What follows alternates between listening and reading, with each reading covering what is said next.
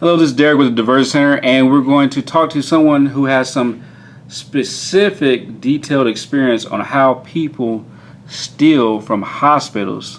Can you tell us your experience in working with the hospitals and how people that are nurses stealing from patients? Yeah, absolutely. So I've been been in the healthcare industry for about 30 years, in nursing and working in hospitals and in the outpatient setting. My experience in the hospitals, nurses have a unique position in healthcare.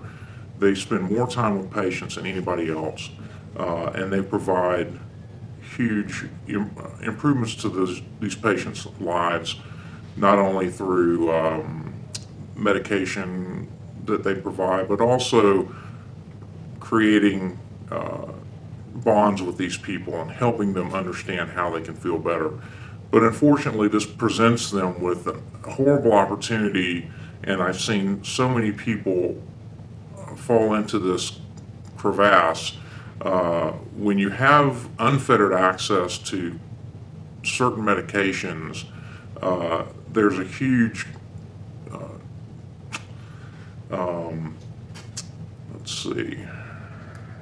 temptation to either experiment with certain medications, or for people who already have existing problems to steal those medications and use them for their own personal gain. And I've seen it go I've seen people steal pills. Say if somebody's supposed to get 2 pain pills, the nurse will steal one and give one to the patient, or substitute it with some other pill.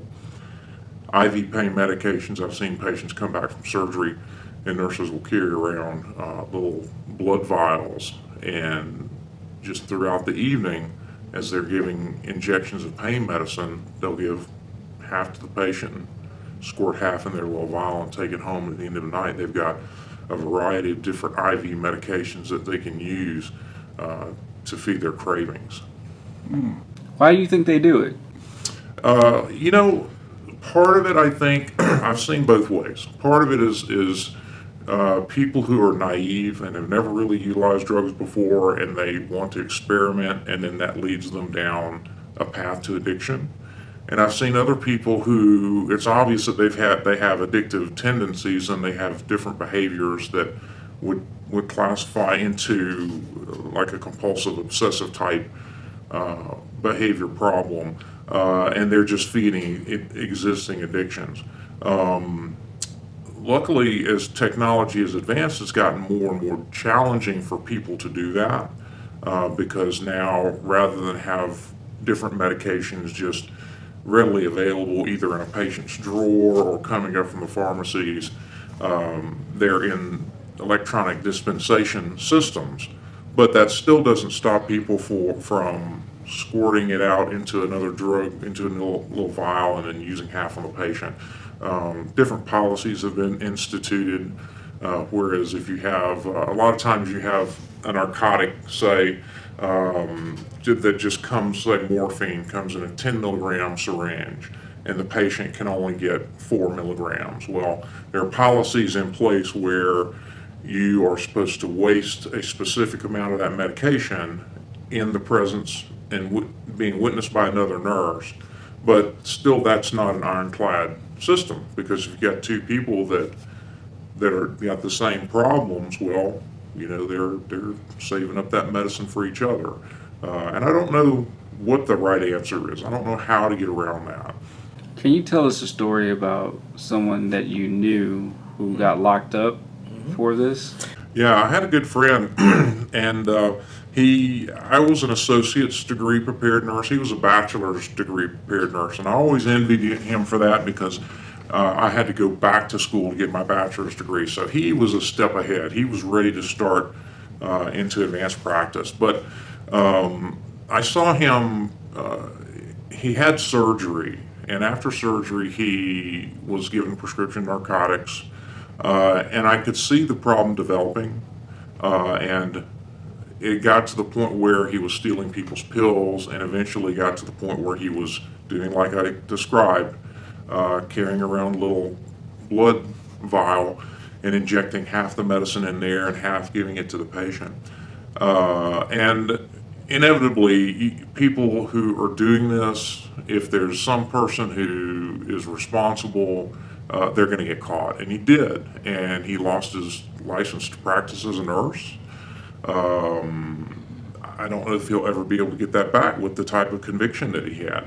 He lost his ability to make a living for himself. You know, he's wasted all those years that he went going to nursing school, and now he's got to find something else.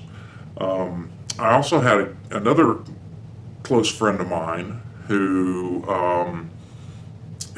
and this guy he got into trouble, and it got back to the board of nursing, and he actually was on probation for a while, but he worked hard and he got his license back and started working in a recovery room, and somehow got access to propofol, which is the medication that Michael Jackson was being administered, and unfortunately wasn't monitored closely enough.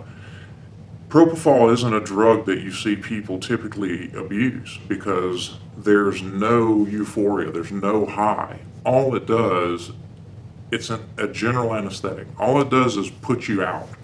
But I see people, and my friend unfortunately was one of them, experimented with them. They found him in a bathroom adjacent to the operating room with a needle in his arm, and he had injected himself with propofol. If somebody hadn't come in there and found him, he would have been dead. And yeah, I've had lots of friends that have had problems with that, and I luckily have never been that type, but it happens all too often. And I've heard friends who are doctors. A doctor that I work with now, his brother practiced in Montana.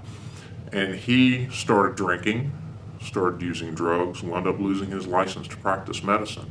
And it's an epidemic in the healthcare industry these days because these people have very easy access to these things. And unfortunately, if that addiction takes hold, it's just a matter of time before your moral principles break down and you start stealing from hospitals or stealing from your patients, even worse.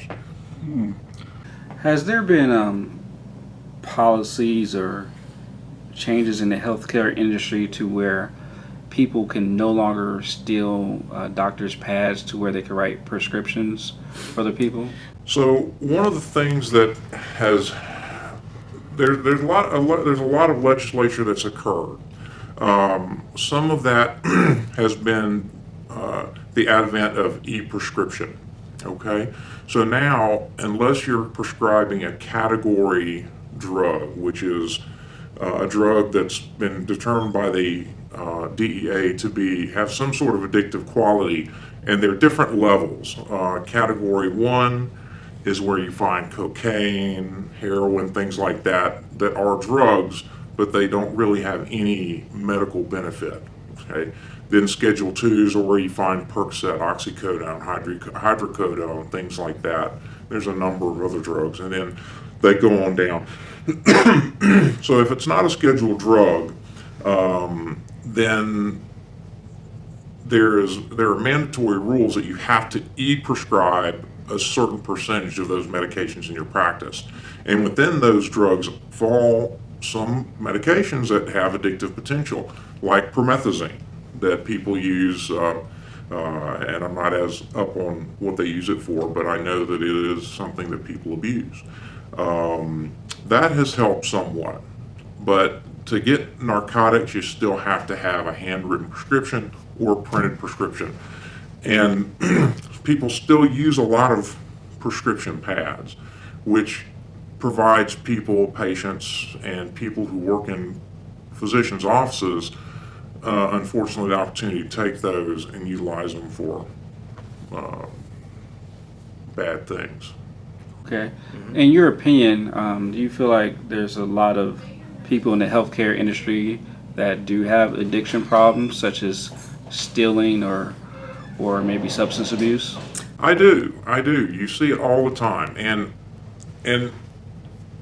you know, all you have to do is go to your state board of nursing website, and it will give you a list of individuals who have had their license to practice revoked or are on probation, and it'll tell you why. And you look out there, and 99% of the people that are on those lists have either an alcohol or some illicit medication that they were abusing, and that's why they lost their license. Okay, thank you. Yep, my pleasure.